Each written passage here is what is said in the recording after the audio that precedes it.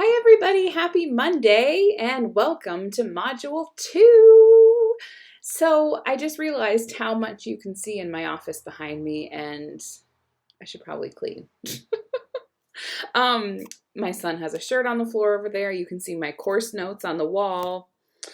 Oh my goodness. But anyway, we'll get over it. So we're starting Module 2 with talking about your ideal client. And in Module 1, we extracted your superpowers. So hopefully you guys did the exercise that helps you to hone in on what your superpowers are and how you best show up in your community and business right now. Now, if you didn't do that exercise yet, I highly suggest that you go back and redo the superpowers exercise because it's going to help you reverse engineer who your ideal client is and how you can best show up and serve them. For now, if let's just say you have done that exercise, because I know most of you have, if you are using your first worksheet in the Module 2 workbook, it's called Your Ideal Client, you're going to see that there are a couple questions. So you're going to use what you already have when you extracted your superpower, and you're going to think about your client avatar. So who is your perfect fit for what you offer?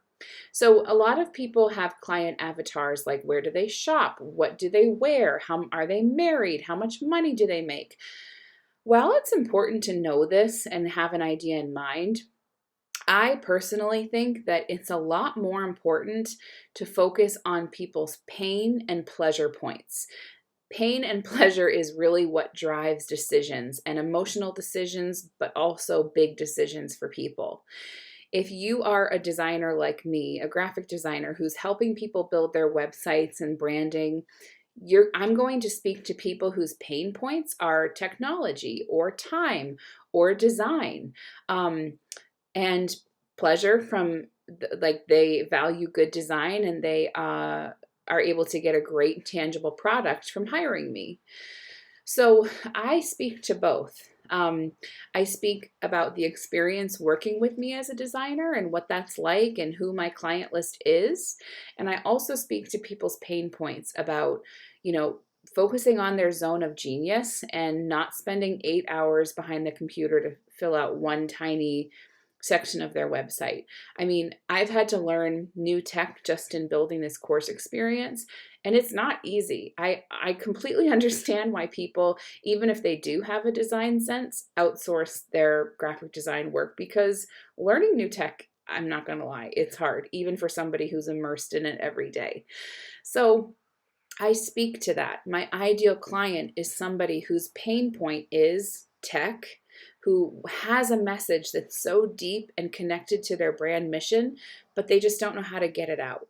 And also somebody who doesn't necessarily have design sense and who is going to appreciate me being able to unscramble the confusion of their current website or their notes if they don't have a website yet. So my ideal customer might look different from yours. Maybe yours is tech savvy and you want them to understand certain things that my ideal client doesn't. That's fine. Everybody's ideal client looks completely different, and that's a good thing. So we're going to fill out this worksheet, and then what you're going to do today is you're going to figure out the narrow your niche tool. I think I've decided on niche. If it's niche, let me know. Or don't, because it might drive me crazy. So we're going to look at the narrow your niche tool. And it's not really even a tool. It's a sentence. It's almost like your mini mission statement.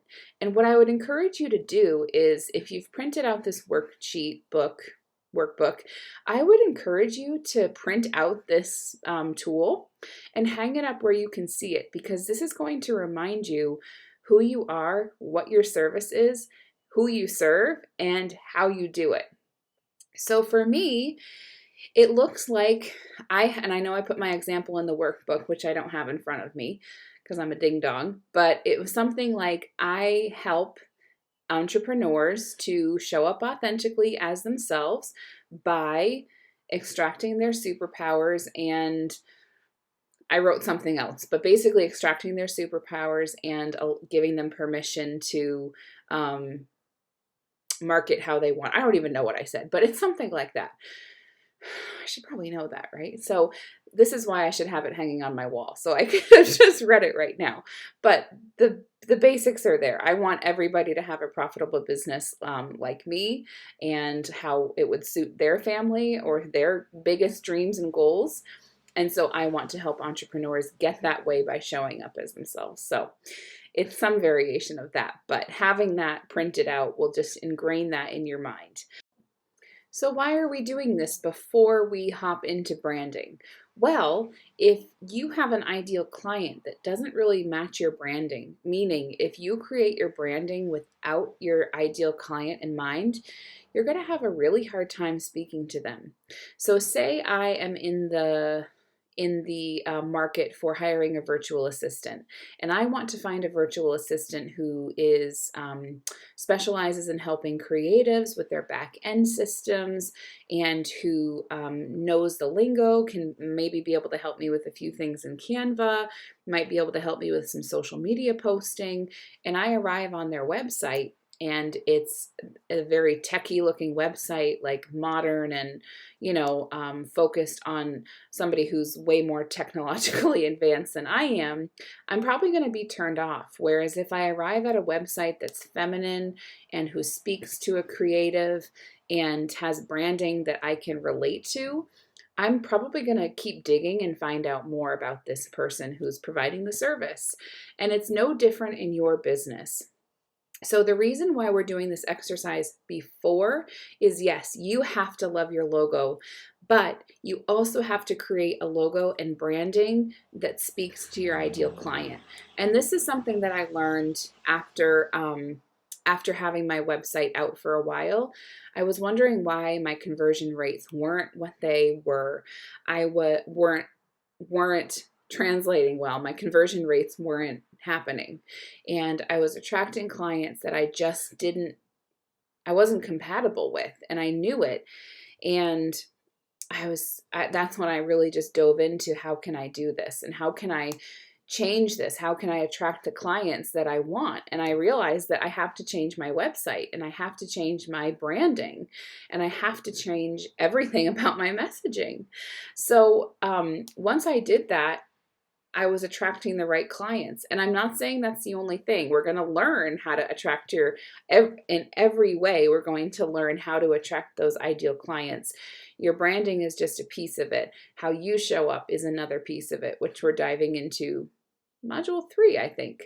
So this we're really going to dive into what it takes to build a website that people are attracted to, and defining your ideal client and what the services that you offer in the narrowing your niche tool is so critical when you're talking about building brands and building a brand and a website that will convert visitors into paying clients. So do these next few tools.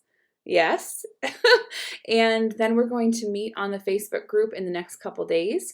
And I'm going to talk about the tutorials that are on Teachable with the Canva exercises and the examples. And everything else in this module will be on Teachable. So I'm going to check back in soon. And I hope you have a great day. Bye.